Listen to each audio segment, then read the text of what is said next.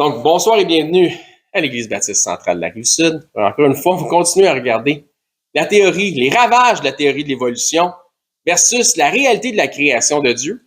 Puis on voit qu'il y a une progression à date, on voit qu'il y a une progression dans l'esprit qui a été influencé par la théorie de l'évolution. Ça progresse, mais ça progresse de mal en pis. Donc, de plus en plus vers le mal. Puis, ils ont tendance à tout fabriquer ou à tout mettre en place pour que le mal soit appelé bien. Donc, à descendre les valeurs morales. Donc, nos valeurs morales doivent vraiment rester au standard que Dieu nous propose. Donc, la théorie, encore une fois, la réalité de la création de Dieu versus la théorie de l'évolution, et on parle encore de l'eugénisme. Donc, on continue un peu dans le sens de... Parce que l'eugénisme est vraiment un esprit particulier qui est influencé par la théorie de l'évolution, mais qui a donné un courant de pensée destructeur et même, je dirais, sans me tromper, démoniaque. Donc, de Darwin à l'eugénisme. Et on va parler d'une dame qui a eu une grande influence sur l'eugénisme aux États-Unis. On va parler de Margaret Sanger. Et son nom résonne encore aujourd'hui. C'était une grande pionnière d'un paquet de trucs complètement démoniaques. C'était une dame méchante. Et on va voir jusqu'à où la méchanceté de cette dame-là s'est étendue. Il y a beaucoup de méchanceté dans...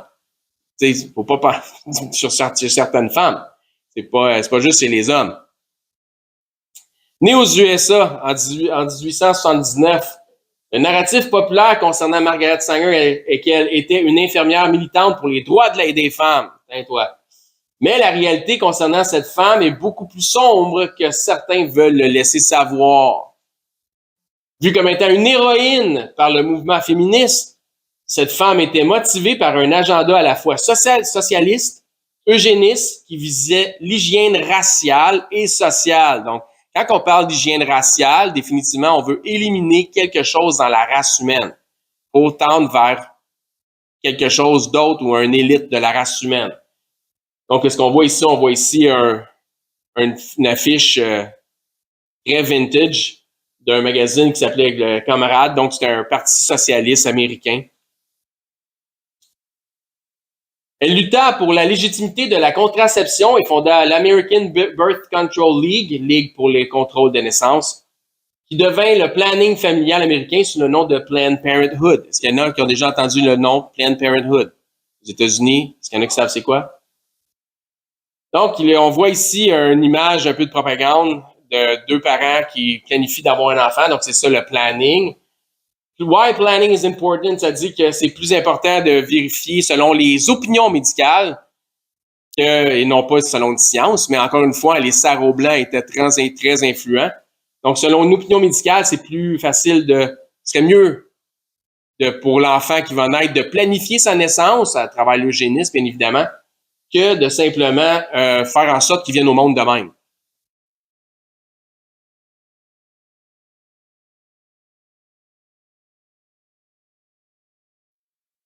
Donc, c'était ça l'idée. Margaret Sanger a été un élément fondateur dans l'accès à la contraception et au contrôle des naissances.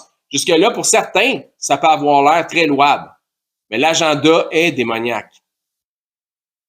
Sa défense de l'eugénisme négatif en fait une personnalité controversée. Elle projette d'améliorer les conditions de vie des Afro-Américains. En comment? En favorisant leur contraception. C'est des bonnes idées, hein? Ce qui n'a pas été accepté par tous les Noirs américains. Il y en a qui ont vu clair dans son jeu. Donc, c'est pour votre bien. C'est pour votre bien. Pour vous autres. On fait ça pour vous autres, on vous aime. Certains militants noirs, particulièrement pendant les années 70, ont considéré le planning familial comme étant une tentative de génocide à leur rencontre. Effectivement, donc, elle dit ici, une citation de Margaret Sanger, elle dit « Colored people are like human weeds and needs to be exterminated. » Donc, les gens de couleur sont comme des mauvaises herbes, ils ont besoin d'être exterminés. C'est pour votre bien, hypocrite.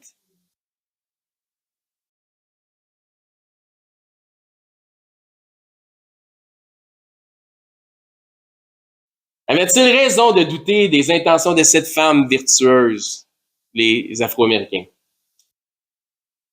En 1925, lors du 6e congrès du Birth Control, elle invite l'anthropologue eugéniste français Georges V. de Lapouge. Donc, Monsieur de Lapouge, c'est un juriste, un raciologue et un eugéniste.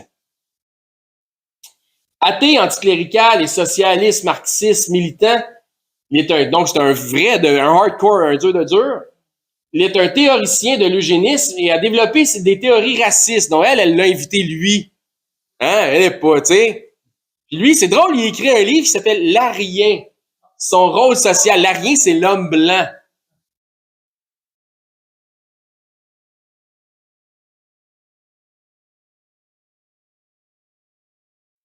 Ça nous en dit long sur ses fréquentations. Continuons à voir l'idéologie de Mme Sanger et sur le peuple noir concernant l'aide qu'elle veut apporter au peuple noir américain. En 1926, l'une de ses nombreuses conférences sur le contrôle des naissances, elle s'adresse aux membres de l'association Women of the Ku Klux Klan, KKK, à Silver Lake, dans le New Jersey. Vérifiable. Vous pouvez valider toute cette information-là si vous voulez. Elle propose la stérilisation, rien de moins, ou l'internement des groupes d'individus qui semblent, en apparence, donc pas en certitude, en apparence, porter des gènes déficients et reçoit à son domicile en septembre 1930 le conseiller d'Adolf Hitler en matière raciale qui s'appelle Eugene Fischer. Il est le fondateur et dirigeant à partir de 1927 de l'Institut d'hygiène raciale en Allemagne. Donc, l'hygiène raciale, une médecine qui était sous le régime nazi. Donc, elle a inspiré les amis les nazis, cette dame. Là, ça dit ici, j'ai étudié avec grand intérêt les lois de plusieurs États américains. Vous vous souvenez, on avait parlé de 33 États qui avaient suivi le mouvement eugéniste. 33 États américains concernant la prévention de la reproduction. Ce qu'on voit là, c'est la map des cliniques d'avortement aux États-Unis.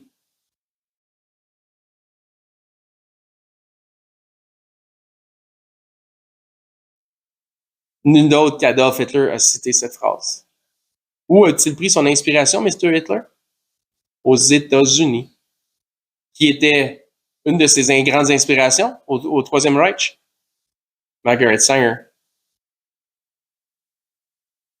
Les citations de Margaret Sanger, donc des citations que cette dame elle a fait, publiques, enregistrées, ou dans des livres qu'elle a écrits, dans des lettres qu'elle a envoyées. Il ne faut pas que circule l'idée que l'on veut exterminer la population noire, the Negro population, telle que le relève une de ses lettres adressée au docteur Clarence Cambler, datée du 19 décembre 1939, dont cette citation provient. Donc, elle a envoyé une lettre à ce type-là. Et dans cette lettre est enregistrée cette phrase qu'on vient de lire. Sanger a encouragé la stérilisation des personnes jugées inaptes, telles que les Noirs, les minorités ethniques, les malades ou les handicapés. Donc, les Noirs sont des inaptes sociales, selon Mme Sanger. Elle voulait les aider. Il n'y est pas. Souvenez-vous, on avait vu une dame militante qui avait une pancarte, une noire, concernant la stérilisation forcée. Elle disait que selon un tel article de loi, c'était pas correct. Puis je vous avais dit, pourquoi vous pensez que c'est une madame noire qui tient la pancarte? Parce que c'est eux autres le groupe visé. Le Guttmacher Institute, ancienne division de la recherche pour avortement du planning familial, estimait que les Afro-Américains étaient 5 fois plus susceptibles de recourir à l'avortement que les Blanches. Les cliniques de planning familial auraient donc été implantées stratégiquement dans des communautés de Noirs et de minorités ethniques.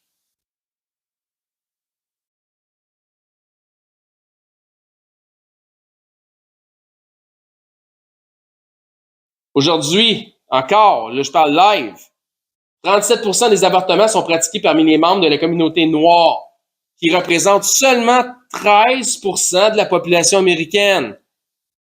Figurez-moi ça, voir. Pourquoi? Qu'est-ce qui se passe? Par rapport à tout l'esclavage. 13%, c'est pas un gros pourcentage de population, mais c'est un méchant gros pourcentage d'avortements sur un petit pourcentage de population. C'est parce que c'est ça le plan. Fait que si tu les empêches de venir au monde, tu contrôles la population. C'est pour ça qu'ils sont encore 13%, effectivement. C'est un bon raisonnement. Deuxième citation de Mme Sanger. J'ai accepté l'invitation à entrer en contact avec la branche féminine du Ku Klux Klan. Cette citation est extraite d'un discours prononcé par Margaret Sanger en 1926 lors d'un meeting du Ku Klux Klan à Silver Lake dans le New Jersey aux États-Unis et retranscrite dans son autobiographie. On en avait déjà parlé. Troisième citation. Ce sont les pauvres, les noirs, peu importe, là, toutes ce qu'elle pensait, elle, qui était inapte, les mauvaises herbes de l'humanité, les reproducteurs imprudents. Ils pondent des êtres humains qui n'auraient jamais dû venir au monde. Dans un autre ouvrage intitulé Le pivot de la Pivot of Civilization, donc le pivot de la civilisation, Sanger s'exprime sur les pauvres et les immigrés en expliquant notamment les concernant que la charité en leur faveur relève de l'erreur idéologique, car leur apporter un soutien les aide à leur survie. Tu sais, l'expression « qui crève ». Ben, c'est ça, qui crève. Ça les aide à leur survie. Souvenez, j'avais parlé de ça dans d'autres présentations, que dans l'idéologie eugéniste, c'était pas une bonne idée d'aider ceux qui étaient défavorisés parce que ça les aidait à survivre. Faut qu'ils crèvent, puis qu'ils crèvent vite.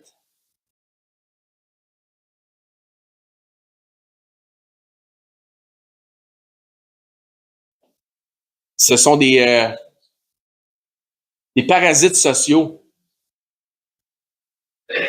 Le contrôle des naissances consiste ni plus ni moins à l'élimination des inadaptés. Donc, on voit ici un genre de cartoon ou de bande dessinée qui avait été faite à l'effigie de Margaret Sanger qui expliquait le contrôle des naissances.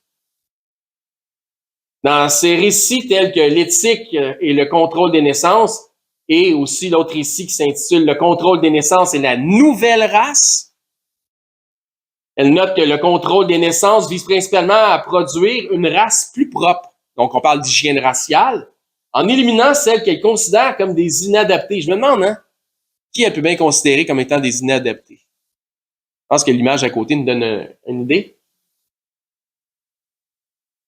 Cinquième citation de Mme Sanger. Je pense que le plus grand de tous les péchés est de mettre des enfants au monde. I'm not making this up. Cette citation est extraite d'une interview accordée, j'allais l'écouter en plus, l'interview, est extraite d'une interview accordée en 1957 au journaliste Mike Wallace. C'est dans le temps qu'il fumait à TV, là, puis qu'il faisait des promotions de cigarettes là, dans ce temps-là. Puis c'était un des shows les plus connus à l'époque, les plus regardés. Elle dit, je pense que le plus grand des péchés est de mettre des enfants au monde qui ont des maladies à cause de leurs parents, qui n'auront pas la chance de devenir des êtres humains dignes de ce nom. Elle a décidé de ça. Des délinquants, des prisonniers, toutes sortes de choses qui sont déjà inscrites à la naissance. Il n'y avait aucune preuve scientifique de ça. C'était de l'opinion. C'était de la théorie. Tout simplement. Ton père est alcoolique, s'il fait des enfants au monde, les enfants vont devenir alcooliques. C'était de la théorie. C'est ça, pour moi, c'est le plus grand péché que l'on puisse faire. Il me semble ça. J'entends le diable parler, là.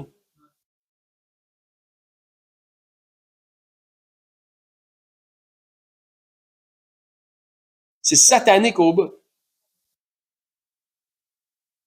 En guise de solution, Margaret Sanger préconisait que chaque famille américaine fasse une demande au gouvernement, ça aussi, hein, c'est tellement l'idéologie eugéniste, faire une demande au gouvernement pour avoir un enfant, et déclara ainsi au journal America Weekly en 1934, il est devenu nécessaire de mettre en place un système de permission des naissances. Le fils de Charles Darwin avait dit la même chose, avait proposé la même chose.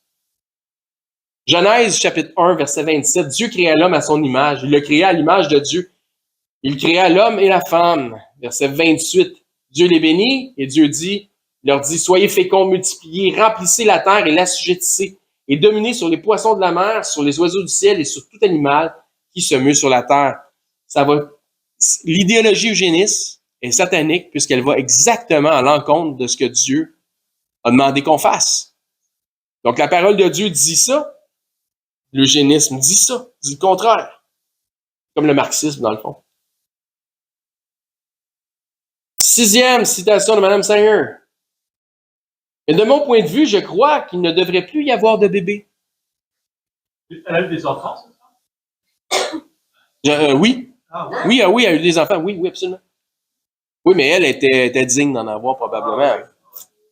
Dans une interview en 1947 qui est apparu via le British Pathé, donc c'est quand même un show qui a duré de 1896 à 1876. Margaret Sanger expliquait son désir pour les femmes des pays développés d'arrêter totalement de se reproduire.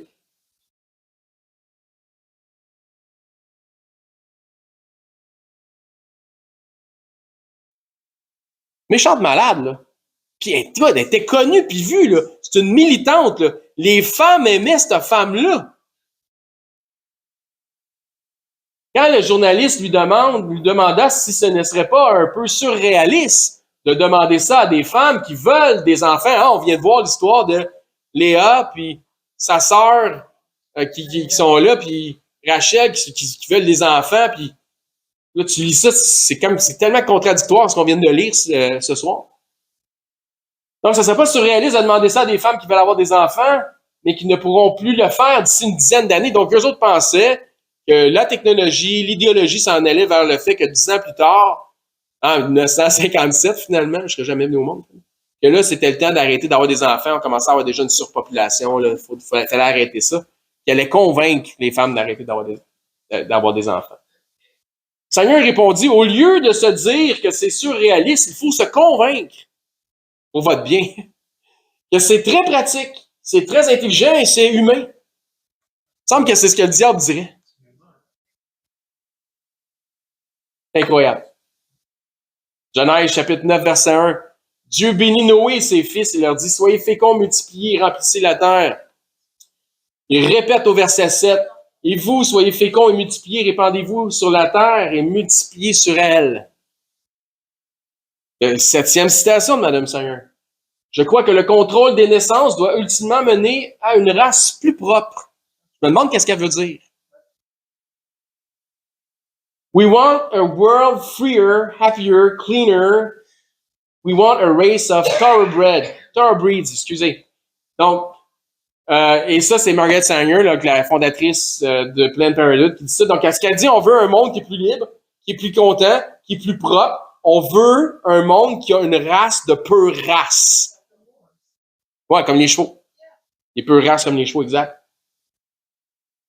Notez ici qu'elle ne mentionne pas, donc comme j'ai dit, hein, la sélection artificielle, c'est correct sur les animaux, mais pas sur les humains. Là. Notez ici qu'elle ne mentionne pas des races, telles que ses convictions de division raciale, mais bel et bien une race. Donc ça, c'est son livre qu'elle a écrit qui s'appelle Woman, donc la femme and the New Race. Connaissant le personnage, il ne serait pas trop poussé de croire qu'elle pensait à la race blanche quand elle disait une race.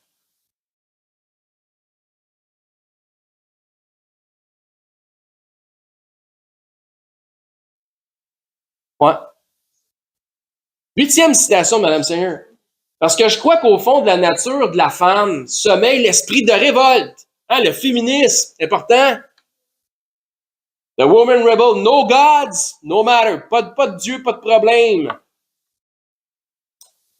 Parce que je crois que la femme est asservie par la machine mondiale. Tu sais? Oui.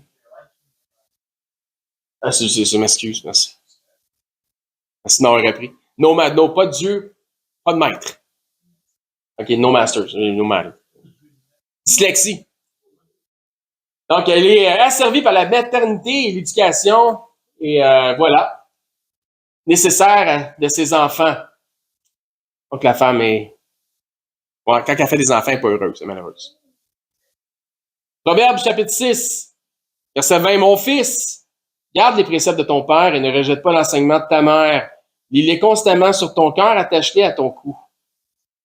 Ils te dirigeront dans ta marche, ils te garderont sur ta couche, ils te parleront à ton réveil, car le précepte est une lampe, donc, et l'enseignement, qui vient de qui l'enseignement? De la mère, et l'enseignement de ta mère. Et l'enseignement, une lumière, et les avertissements de la correction sont le chemin de la vie. Donc, elle voulait détruire la famille nucléaire. 9e citation de Mme Sanger, la chose la plus miséricordieuse. On parle de miséricorde. La chose la plus miséricordieuse qu'une famille nombreuse, quand il y a beaucoup d'enfants déjà, donc la chose la plus miséricordieuse qu'une famille nombreuse fasse à l'un de ses jeunes membres, donc à ses enfants, est de le tuer.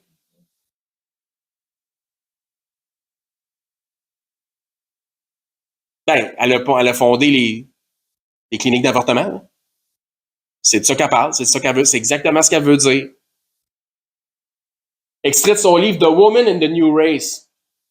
Ironie, Margaret Sanger était elle-même la 6e d'une fratrie d'11 enfants. Donc, il y a une rue qui porte boulevard qui porte son nom.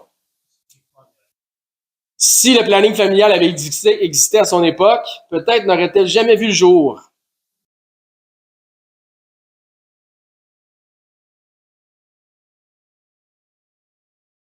C'est ironique, hein?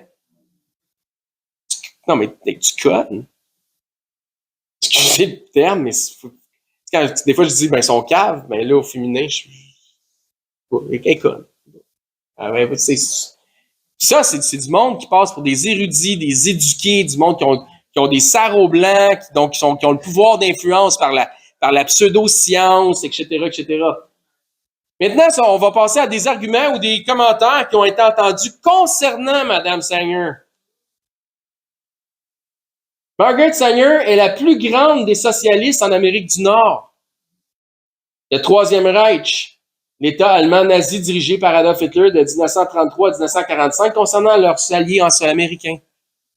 C'est eux qui ont dit ça. Ils ont discerné quasiment un prix.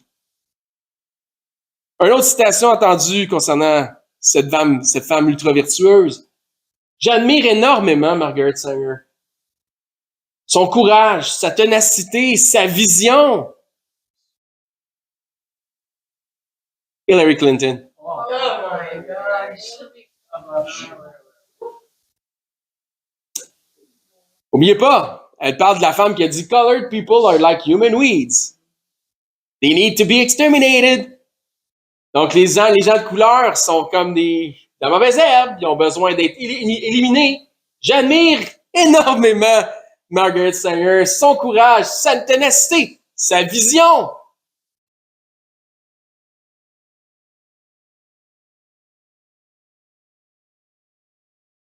Hillary Clinton. Une autre femme extraordinaire que ce monde a porté. Ou porte encore, d'ailleurs.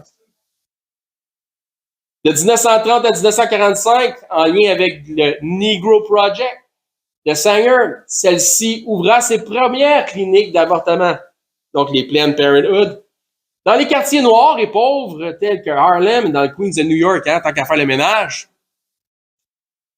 Tu peux faire le ménage où c'est sale. Hey, c'est sarcastique que je dis là.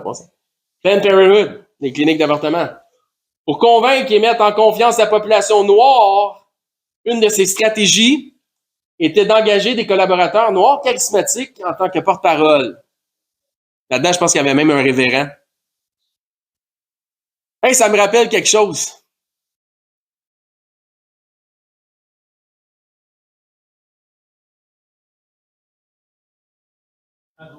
Ben, gada.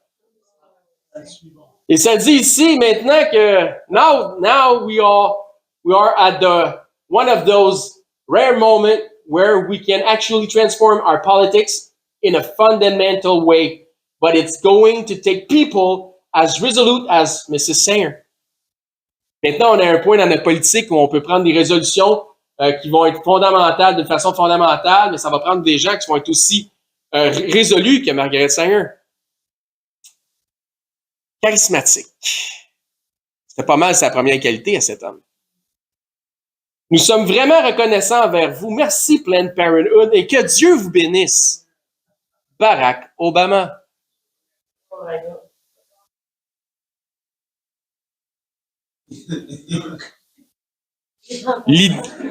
L'idée est là. L'idée est là, l'agenda est là. Les acteurs sont mis en place. Il faut que vous soyez ouverts à ça. Là. C'est pour ça que je vous ai donné un avertissement tantôt. C'est hard. Mais c'est ce que c'est. That's all, folks. À la semaine prochaine! Ah, c'est assez pour asseoir.